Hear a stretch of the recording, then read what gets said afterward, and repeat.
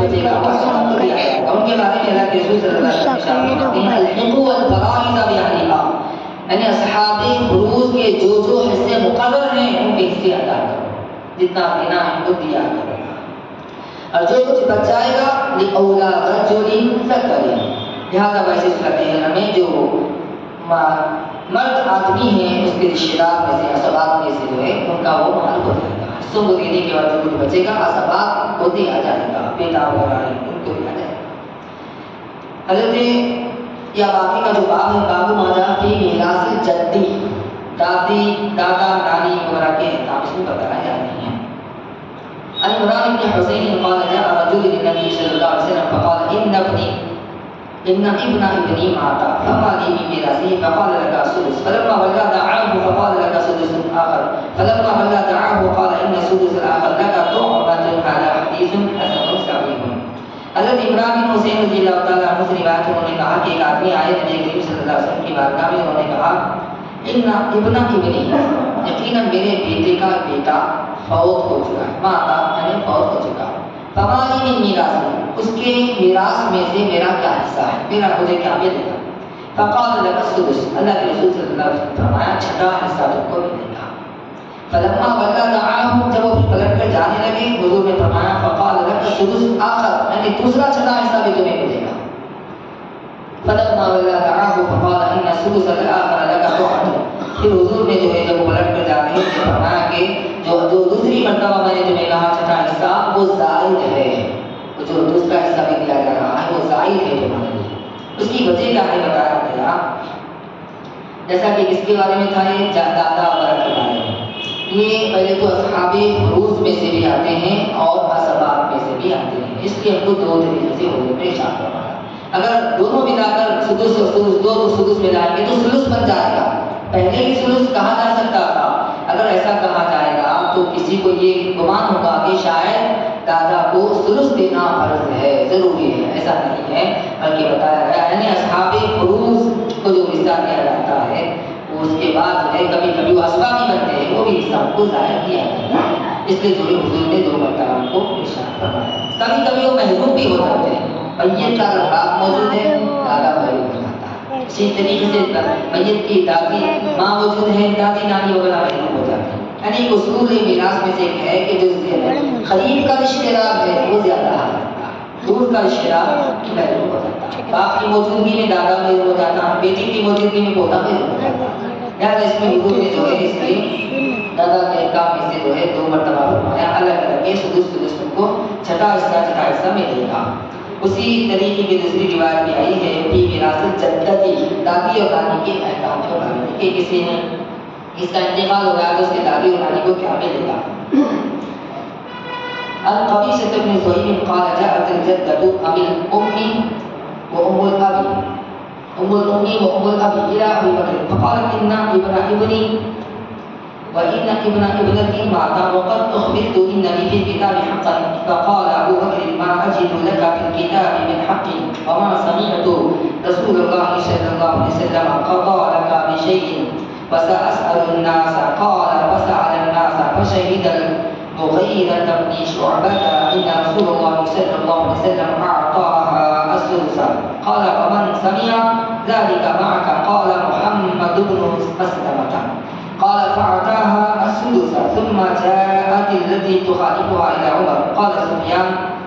وزادني فيه معمر عن الزهري ولم أحفظه عن الزهري۔ اس میں فرمایا جا رہا ہے کہ دادی کے بارے میں کیا حصہ ہے، حضرت قبیصہ بن زہیر رضی اللہ تعالیٰ انہوں نے کہا کہ دادی یا نانی آئے حضرت ابو بکر صدیق رضی اللہ عنہ کے پاس، کسی کا انتقال ہوا، اس کے دادی یا نانی حضور حضرت ابو بکر صدیق ان کے پاس آئے، انہوں نے کہا کہ میرا پوترا یا جو ہے نواسا انتقال کر چکا ہے، وقت اخبرت، مجھے اس بات کی خبر ملی ہے کہ دادی یا نانی کا بھی کوئی حصہ مقرر ہے کتاب میں، کیا میرا حصہ کیا ہے؟ انہوں نے پوچھا، حضرت ابوبکر صدیق رضی اللہ تعالیٰ نے کہا کہ میں نے اللہ کی کتاب میں دادی یا نانی کا کوئی حصہ مجھے معلوم نہیں ہے، کوئی میں نے پایا نہیں ہے، اس کے بعد بھی پڑھا نہیں۔ پھر اس کے بعد انہوں نے کہا کہ وما سمعت من رسول اللہ، اس بات کو میں نے رسول اللہ صلی اللہ علیہ وسلم سے نہیں سنا۔ پھر اس کے بعد کہنے لگے کہ میں پوچھوں گا لوگوں سے، فسألوا الناس، یعنی میں نہیں سنا لگتا تھا، کوئی کسی صحابی نے سنا ہوگا، دریافت کیا تو انہوں نے لوگوں سے دریافت کیا کہ کیا تم نے دادی اور نانی کے حصے کے بارے میں سنا ہے؟ تو حضرت شعبہ مغیرہ بن شعبہ رضی اللہ تعالیٰ عنہ صحابی رسول انہوں نے کہا حضرت ابو بکر سے کہ میں نے رسول کریم صلی اللہ علیہ وسلم کے پاس تھا کہ آپ نے سدس حصہ عطا فرمایا، دادی نانی کو چھٹا حصہ عطا فرمایا، انہوں نے کہا۔ تو اس بات کی تائید کے لیے حضرت ابو بکر نے پوچھا کہ تم نے تو سنا، تو تمہارے ساتھ کوئی اور بھی ہے جو اس بات کو سنے؟ یعنی بات کو مضبوط کرنے کے لیے، پختہ کرنے کے لیے، اس کی تائید کے لیے پوچھا۔ تو دوسرے کہتے ہیں کہ میرے ساتھ محمد بن مسلمہ بھی تھے، انہوں نے بھی اس بات کو سنا ہے، انہوں نے کہا کہ ہاں میں نے دیکھا ہے کہ حضور نے کسی کی دادی یا نانی کو چھٹا حصہ عطا فرمایا ہے۔ لہٰذا اس میں جو ہے فرمایا جا رہا ہے تو خالی کو اس بات کو لے کر حضرت عمر رضی اللہ عنہ کے پاس بھی ایک عورت آئی جو ہے دادی یا نانی کو بحث کرنے لگ گئی اس بارے میں۔ تو علماء نے اس میں ارشاد فرمایا اگر اس طریقے سے دادی یا نانی دونوں موجود ہو تو چھٹا حصے میں سے دونوں کو دیا جائے گا، اگر کوئی ایک موجود ہو تو ایک دیا جائے گا۔ اس کا الگ الگ اصول جیسے کہ بتایا گیا کہ باپ کی موجودگی میں دادا محروم ہو جاتا ہے، اسی طریقے سے میت کی ماں ہے یا میت کا باپ ہے تو میرے اسی صورتحال میں بھی دادی یا نانی محروم ہو جاتی ہے، کوئی نہیں ہے تو پھر ان کی طرف حصہ بند کراتا ہے۔ لہٰذا یہ کام جو ہے بتائے جا رہے ہیں۔ حضرت